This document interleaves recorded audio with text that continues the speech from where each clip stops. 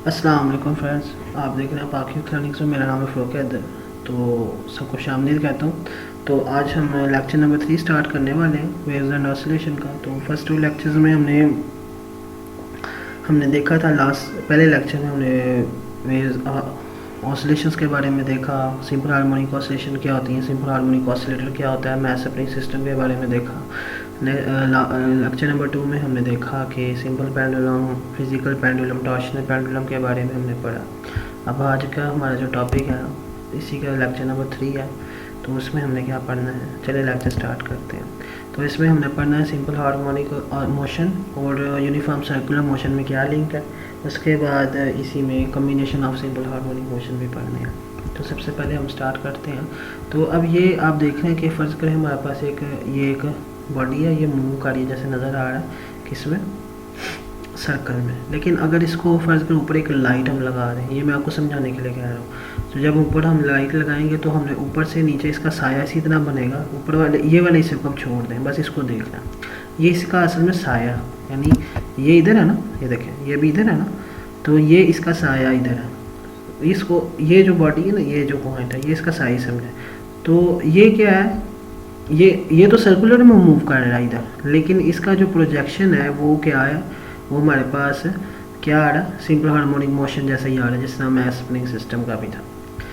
ठीक है, simple harmonic motion can be described by the projection of uniform. Projection कहते हैं साये को, इसका प्रोजेक्शन है सर्कुलर मोशन का नीचे।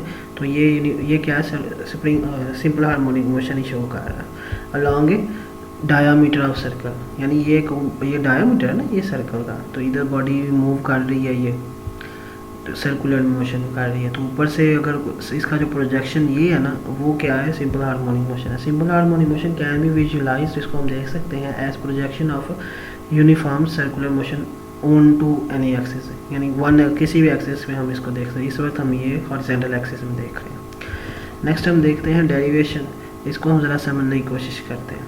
अब ये हमारे पास है, ये मूव करेगा ये इसमें सर्कल में। अब इसको हम ज़रा ना थोड़ा सा डीपली ज़रा पढ़ते हैं। तो ये हमारे पास मेन पोजीशन है, वेव होते हैं साइकिल, ये क्रस्ट, फिर दोबारा मेन पोजीशन, फिर ड्रॉप होते हुए ये हमारे पास ट्रफ आता है, फिर दोबारा मेन पोजीशन। ये एक वेव हमारा पूरा एक साइकिल होती है। ये पार्टिकल पी, फर्स्ट का हमारे पास पार्टिकल पी था, वो ये है, मूव कर रहा है in uniform circular motion. It's angular velocity उसकी क्या होगी, ओमेगा, और इसका रेडियस ऑफ सर्कल कितना है, वो R. At any time T, ये जो वेक्टर आर है ना यहाँ, ठीक है, which locates the point of P and relative to point ओ।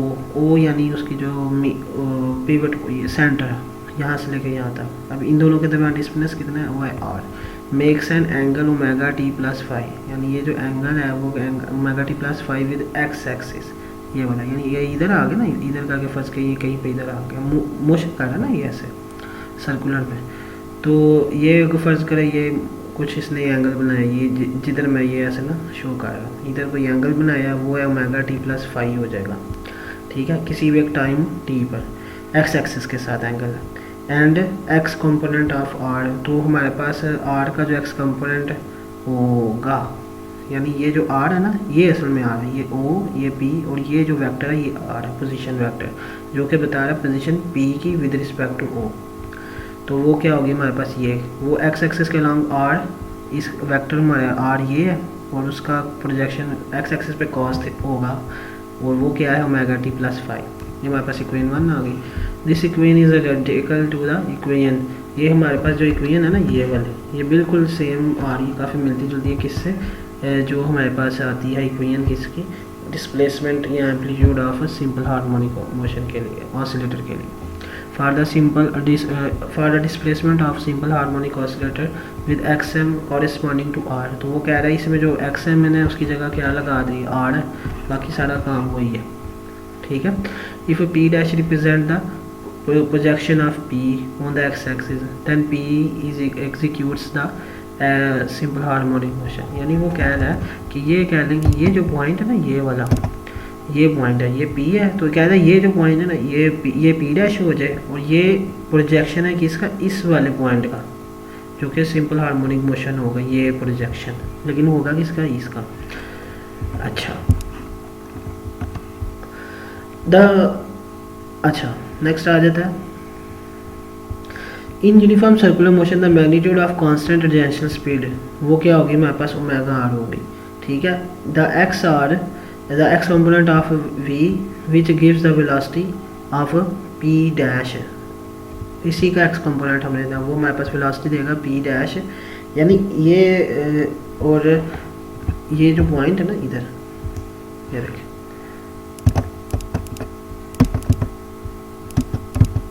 नहीं, अब हाँ, अब ये कह रहा है ये एक्स एक्सिस है, ये एंगल बना रहा है थीटा, ये पी है और ये पी डैश है। अब कहते हैं इसकी कोई वेलोसिटी जो होगी ना, वो इधर के ये स्पीड अब मूव कर रहा है, इधर के इसकी वेलोसिटी भी होगी, ठीक है। उसका भी हमने क्या लेना है, क्योंकि एक्स एक्सिस पे हमने लिया है तो उसका भी हमने एक्स कंपोनेंट लेना, वो भी क्या होगा, कॉस वाला ही होगा। ये उसने बस बात की, ये उसने वेलोसिटी ले लिया। और इसी तरह क्या नाम है, v is equals to r omega होता है, हमने पढ़ा हुआ है, ठीक है। एंगुलर स्पीड यानी इन दोनों के दरमियान रिलेशन है, तो इसको हमने ऐसे लिया। असल में ये डिस्प्लेसमेंट वाली वैल्यू का उसने लिया है डेरिवेटिव, ये ठीक है। तो x is equals to v d उसने इधर फार्मूला पुट किया, और इधर उसने क्या किया है, ये डेरिवेटिव ले लिया।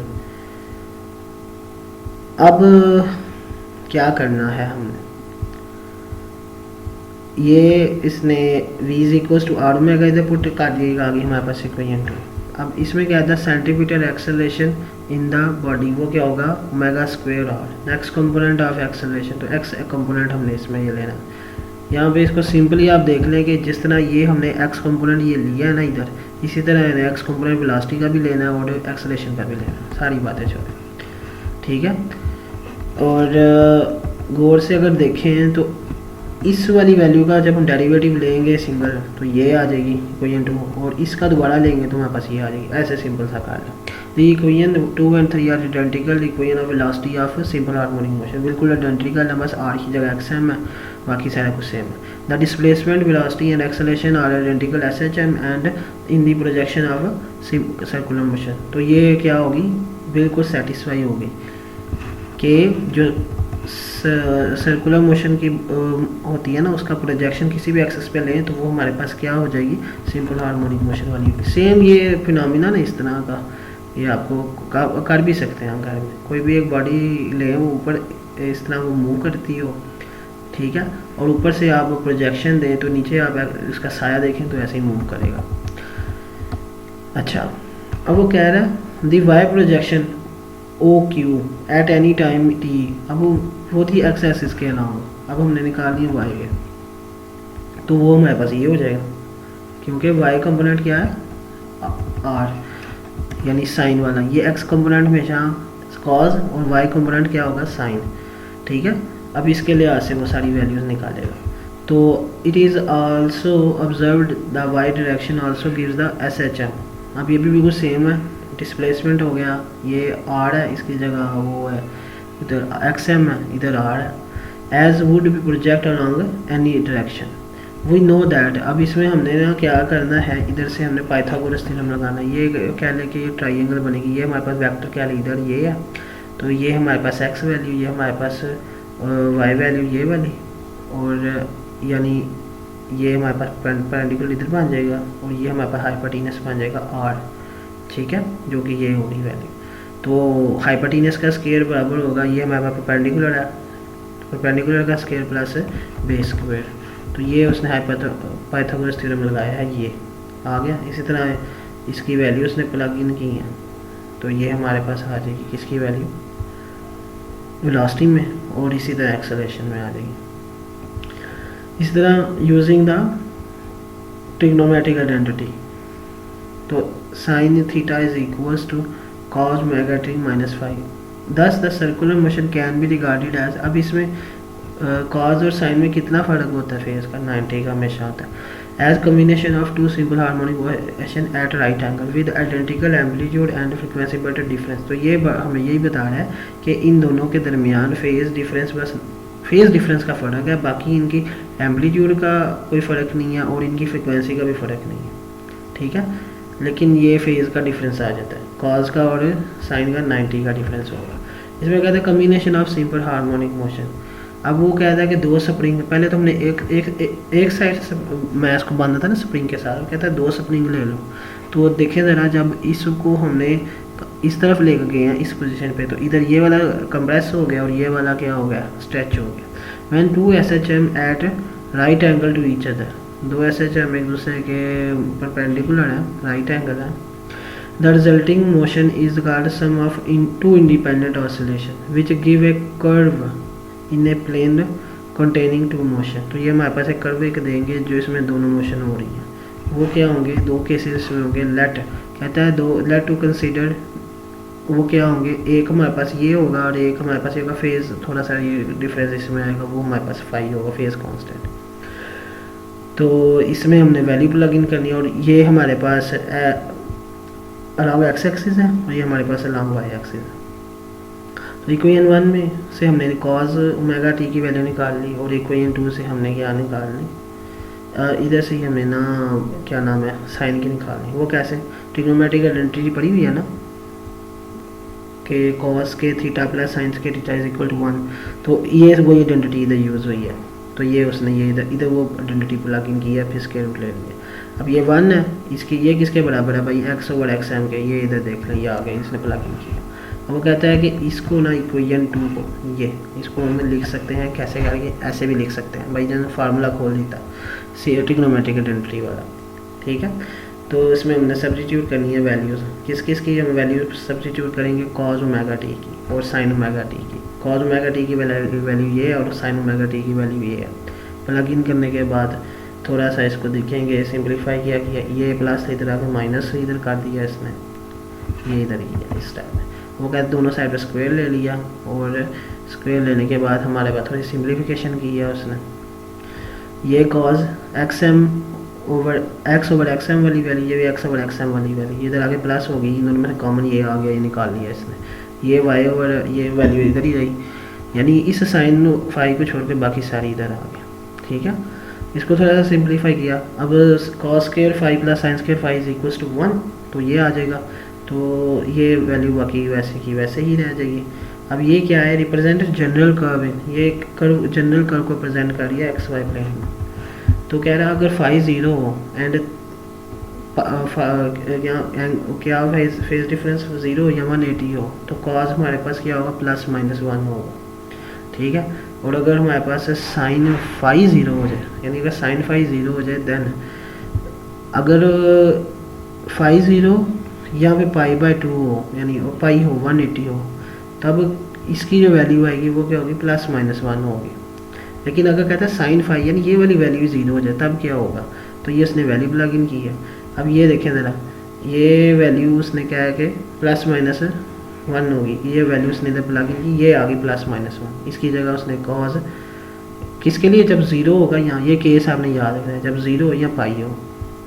फिर ये स्क्वायर खुला हुआ है, पहली रकम का मुरब्बा जमा दूसरी रकम का मुरब्बा, plus minus 2 into first into second, ठीक है।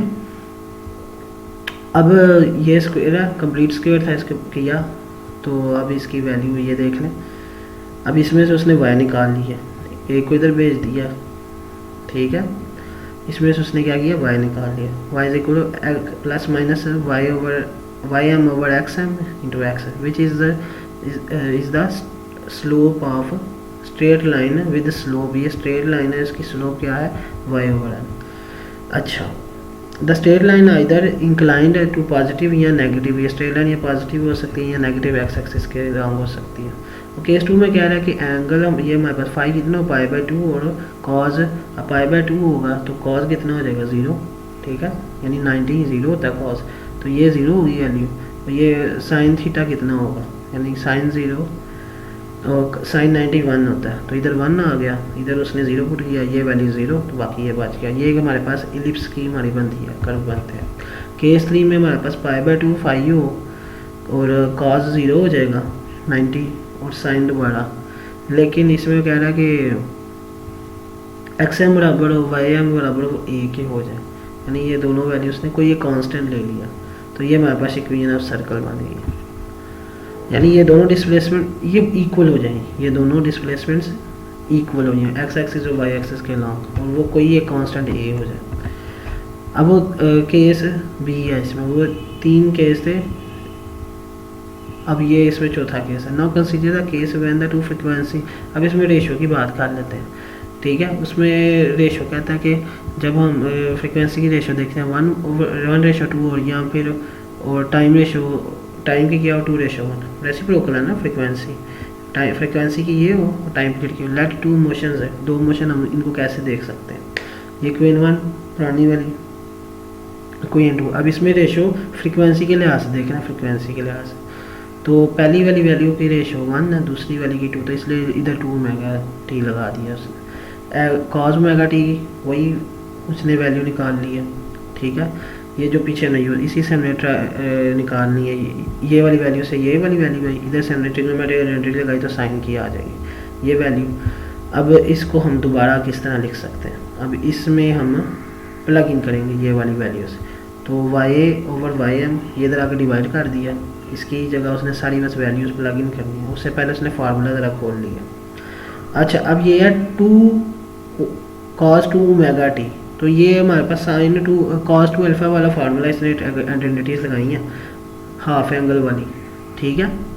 तो ये हो जाएगा 2 cos square omega T -5 into ये वाकई है, ये बिल्कुल ऐसे। इसी तरह ये भी इसने हाफ एंगल लगाई, यानी sine 2 alpha is equal to sine alpha into cos alpha, ये इसने ये वाली लगाई है, बाकी ये साइन 5 वैसे का वैसे ही।